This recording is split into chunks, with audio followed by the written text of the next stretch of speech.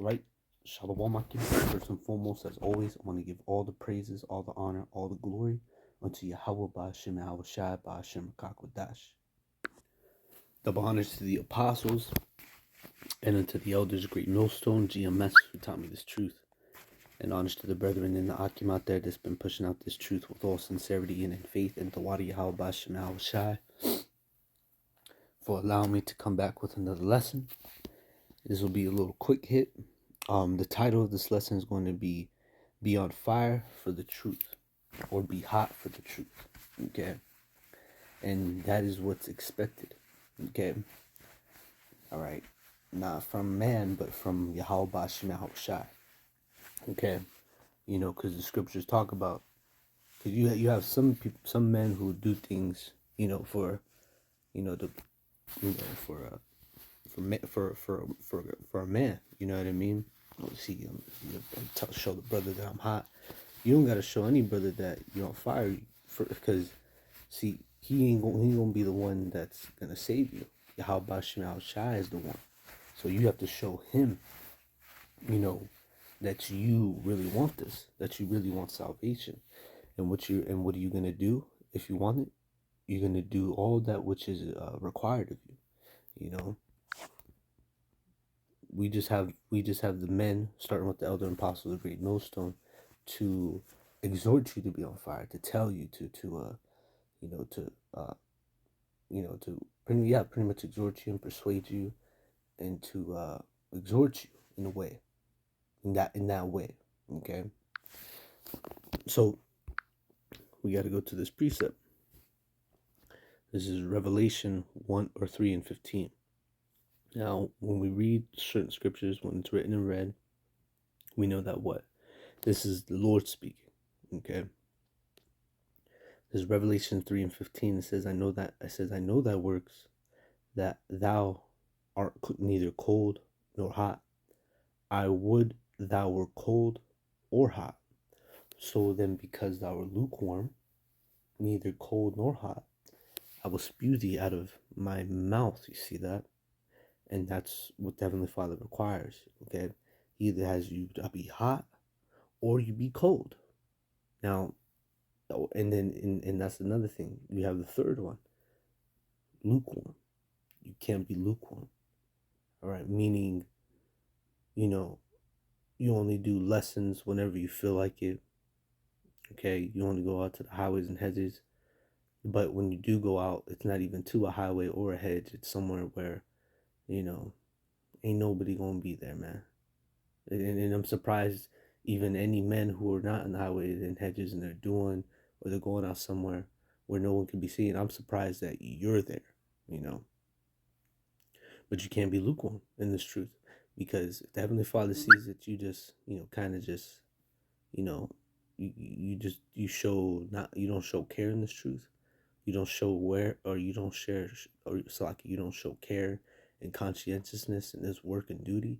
The Heavenly Father, He'll spew you out of His mouth. He's just going to get rid of you. And He's going to find someone, and He's going to set someone up that's, suited and booted for the job, so to speak. Okay, who he thinks going to be, who he thinks going to use that talent. Because if you ain't using your talent, that what you have is going to be taken from you. And it's going to be given and added to another man, all right? Or somebody who the Heavenly Father believes or knows, Salakia, who knows that this guy's fit for the job, Some guys, they come in hot and then they get relaxed, and then they wither away, man, But you have to be either hot or cold, and honestly, you don't even want to be cold. But see, the Most High has these things in here to have you look, man. Either you could get with this or you could get with that. All right, just to say it in just to dress it up a little bit, So let's go here. Romans 12 and 11, and it says, not slothful in business, fervent in the spirit, serving the Lord. You see, so that's what you have to be. You have to be fervent, which meaning, you have to have a certain fever for this, man. Just like for the woman, you might see a beautiful woman, man. From head to toe, she's just something that you would want to hold on to. You know what I mean? You want that. Now, in order for you to try to get at that, man, you got to put your A game on. You know what I mean? You got to put your best foot forward, so to speak. And you ain't gonna be slothful doing it. Here it is, you walk up, you got hot Cheeto stains on your shirt. You got booger hanging out your nose. You know what I mean? You just look like a mess.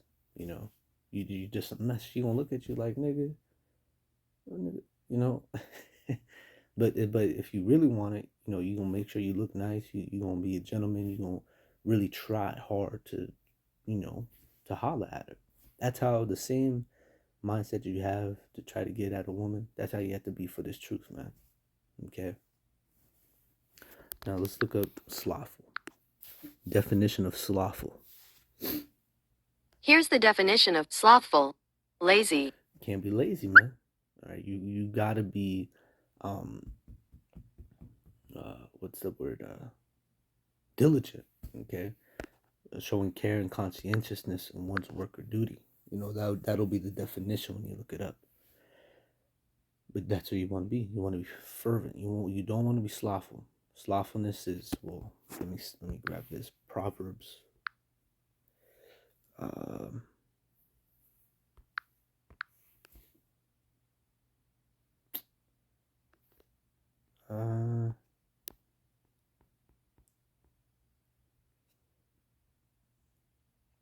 Proverbs 10:4. He becometh poor that dealeth with the slack hand, meaning a lazy hand. You're going to become poor, both not only just physically, but I'm afraid which is much worse is spiritually. That Heavenly Father going to take that what he gave you. Just like Job said, the Lord giveth and the Lord taketh away. So if he gave you something, you best believe he could take it back. Okay? It says not sloth or slack it. He becometh poor that deals with the slack hand, but the hand of the diligent maketh rich. You see, so you got to be diligent, and you're going to be rich in what? You're going to be rich in faith. The soul of the sluggard, this is Proverbs 13:4. The soul of the sluggard desireth and hath nothing, but the soul of the diligent shall be made fat. You see that? And that's what you want to be, diligent. Anything else is just not going to work out. You know what I mean? It's not going to be profitable to you. Heavenly Father wants you to be on fire. And if you don't want to be on fire, then, you got that saying to kick rocks, man. Because if you don't really want to be this, you don't really want to do this, man, the Heavenly Father will make a way out for you. And then that's going to be the beginning of your end. But for us brothers, we don't want that. We want to be on fire. And if we may see someone who is, we might see someone that might not be on fire, we tell the brother, we hop up on the brother, we exhort the brother, we rebuke him because we love the brother, not saying anybody in particular, just, giving an example. If you see a brother, you might not be making a video every day, and maybe it might be every other day or whatever the case may be. You're gonna get on that brother, because open rebuke is better than secret love. And when you rebuke a brother, especially when you tell him to do something that which is good concerning doing this work, that just shows that how much you love the brother. And scriptures talk about let brotherly love continue. All right, this is Acts 18 and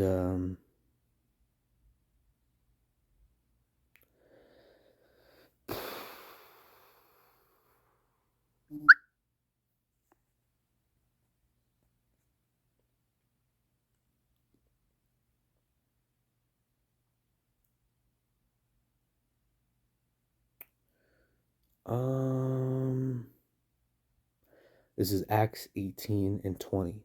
It says when they desired him to tarry longer time with them, he consented not. Now I believe this is when you read up, it's talking about the Apostle Paul, and it says, but blad them farewell, saying, I must by all means keep this feast that cometh in Jerusalem, but I will return unto you again, if Yahweh's will. And that's the spirit, because Paul, Paul, and we say that, you know what I mean? Lord's will, if Yahweh's will. And it says, and he saileth from Ephesus, and when he had landed in Caesarea and gone up and saluted the church, he went down to Antioch. And after he spent some and after it's again, it says verse 23, and after he had spent some time there, he departed and went over all the country of the Galatia and Phrygia in order, strengthening all the disciples. And it says, and a certain Jew named Apollos, born at Alexandria, an eloquent man, and mighty in the scriptures, came to Ephesus. But this man was instructed in the way of the Lord, and being fervent in the spirit, see that? He spake and taught diligently the things of the Lord, knowing only the baptism of John. You see that? So he was fervent in the spirit, and he taught diligently. And that's how we gotta be. Okay. Now I'm gonna leave you brothers with this last precept, and then I'll end the lesson here. This is Colossians 3:23, and it says, and whatsoever you do heartily, as to the Lord and not unto man. You see, so whatever you do, especially when it comes to this truth, you got to do it heartily, meaning from the bottom of your heart, man. With all one's heart, not from man, but unto the Lord. All right. So I'm gonna go ahead and I'm gonna end it there through the Spirit, brothers. I pray and I hope that the lesson was edifying, exhorting, and comforting. As always, I want to give all the praises, honor, and glory unto Yahawah, Bahashem, YAHAWASHI, Bahashem, Rakakwadash. Double honors to the apostles and unto the elders of Great Millstone GMS for telling me this truth. And honors to the brethren in the Akim up there that's been pushing out this truth with all sincerity and in faith. And to Wadi Yahawah Bashem YAHAWASHI for allowing me to come back with another lesson. And it's on to the next one, brothers. Shalom.